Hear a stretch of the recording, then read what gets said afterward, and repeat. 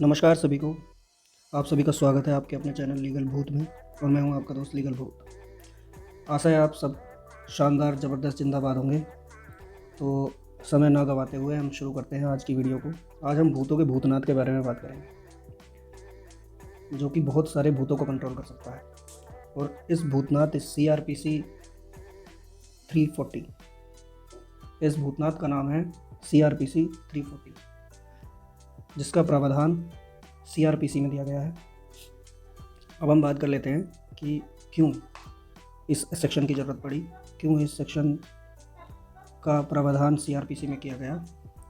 तो ये भूतनाथ उन लोगों के लिए बनाया गया है जो भूतों का प्रयोग करके आपको लूटना चाहते हैं, आपको डराना चाहते हैं, धमकाना चाहते हैं और अपनी ईगो को सेटिस्फाई करना चाहते हैं। उन भूतों का नाम है 498, 125, DV, 377, 376।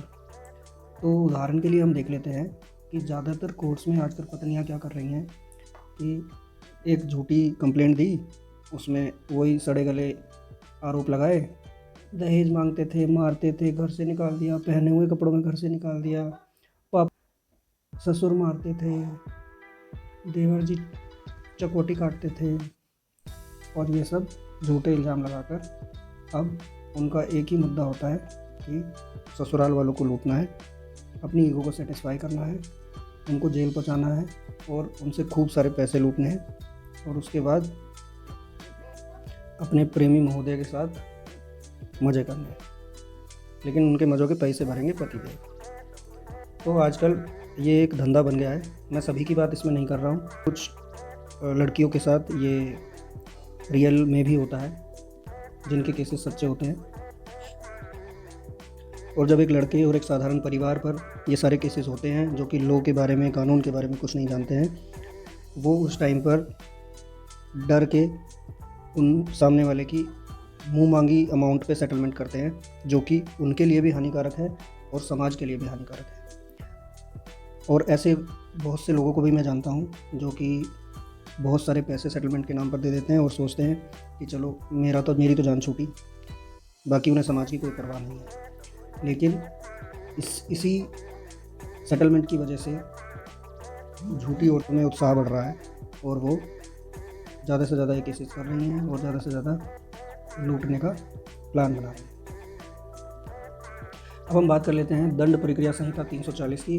अब इसमें जैसे कि एग्जांपल हम लेते हैं कि भरण पोषण का आवेदन 125 CRPC में जो आपकी पत्नी ने दिया है, उसमें रजनीश वर्सेस नेहा का एफिडेविट उन्होंने दिया है, जो कि आजकल मैंडेटरी है सभी भरण पोषण के आवेदनों में।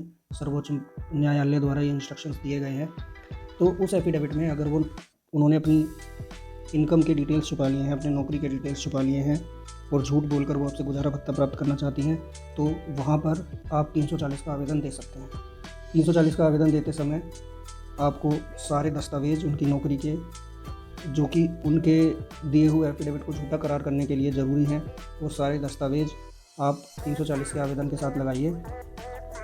कुछ मुकदमों में जहां कोर्ट शुरुआती दिनों में इंट्री मेंटेनेंस का खर्चा बांध देती है, ऐसे में अगर आपके पास कागजी सबूत पूरे हैं तो यही सही वक्त होता है CRPC 340 लगाने का। अगर हमारे पास सबूत जो हैं वो कागजी रूप में नहीं है, आपको यह जानकारी पूरी अर्जित करनी होगी कि वह कहाँ काम करती है, तो इसके लिए RTI एक्ट का आप सहायता ले सकते हैं। आप याचिकाकर्ता के एम्प्लॉयर को application under Indian evidence act 91 के आवेदन के द्वारा कोर्ट में बुलाया जा सकता है और उनकी गवाही आप करवा सकते हैं। अगर हो सके तो साक्ष्य के तौर पर विपक्षी के काम करते हुए की वीडियो और फोटो भी आप 65B प्रमाण पत्र के साथ अवश्य लगाएं। आप देखेंगे यही कड़ी आपके पूरे खेल को बदल देगी और सामने वाले के लूटने के सपने को नाकाम करते हुए उसके सपने को जेल जाने के सपने में तब्दील कर देंगे और वहीं पे वो लोग आपसे सेटलमेंट करने आएंगे और तभी ये सेटलमेंट आपके मर्जी के हिसाब से होगा। अब ये वीडियो देखो, कुछ समझ आया? यही लाइफ में होता है। आप जितना तेजी से नीचे जाते हो उतना ही तेजी से ऊपर आते हो। अगर सीधे चलते रहे तो अपनी मंजिल तक पहुंचने में ज्यादा टाइम लगेगा।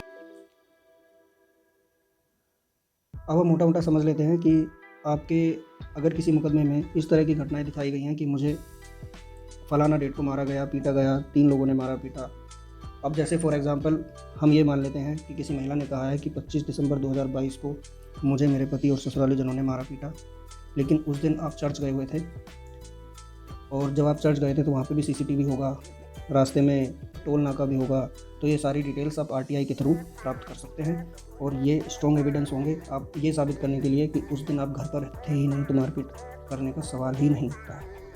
तो इस तरह के बयानों आरोपों के अगेंस्ट आप CRPC 340 का आवेदन लगा सकते हैं और 100% उसमें कार्रवाई होगी। वैसे ज़्यादातर देखा ये जाता है कि हमें अपने सबूतों की भनक सामने वाले को ना पड़े, हम पहले chief examination cross evidence stage पार कर लें और उसके बाद 340 का आवेदन लगाएं, जिसमें कि अब उसने वहाँ पे उसने एप्लीकेशन भी दे दिया है, उसने अपने बयान भी करा दिए हैं, उसने शपथ पत्र भी दे दिया है। तो उसके बाद अगर आप सारे सबूतों के साथ 340 लगाते हैं तो विपक्षी का बचना नामुमकिन हो जाता है। ये भी कहा जाना गलत नहीं होगा कि कई बार CRPC 340 का आवेदन करके निष्कर्ष तक पहुंचना बहुत जटिल प्रक्रिया है, लेकिन निष्कर्ष तक पहुंचने की आपको ज़रूरत पड़ेगी नहीं, वो पहले ही सेटलमेंट आपका हो जाएगा। लेकिन फिर भी मैं आपसे कहूँगा कि सेटलमेंट की तरफ हमें ना जाकर हमें हिम्मत नहीं हारनी चाहिए और कोर्ट से CRPC 340 के आवेदन पर कार्रवाई के लिए लिखित आग्रह करते रहना चाहिए। इसके लिए आप कोर्ट में साइटेशंस भी लगाएं। इस लड़ाई का मूल मंत्र जो है वो आपका पेशेंस है। आप जितने ज़्यादा पेशेंस अपने रखेंगे, आप हिम्मत नहीं हारेंगे, तो सामने वाला वैसे ही टूट जाएगा। आधा तो वो वैसे ही टूट चुका है क्योंकि उन्होंने बहुत उम्मीदों से आपके ऊपर सारे केसेस किए थे, 498, 125 DB कि अभी तो ये पैरों में पड़ेगा आके, लेकिन हुआ कुछ नहीं और बस चले जा रहा है। और यहाँ पे अब आप उनके झूठ को पकड़ के 340 फाइल कर देंगे और उनका अंदर जाने का इंतज़ाम पक्का कर देंगे, तो सामने वाले का पेशेंस वैसे ही टूट जाएगा। अब यहाँ पे आप काफ़ी सारे सेक्शंस का सहारा ले सकते हैं जो कि इंपॉर्टेंट IPC सेक्शंस है related to CRPC 340, read with section 195 जो कि हैं IPC 177, 181, 182, 191, 192, 193, 194, 195, 196 एंड 209।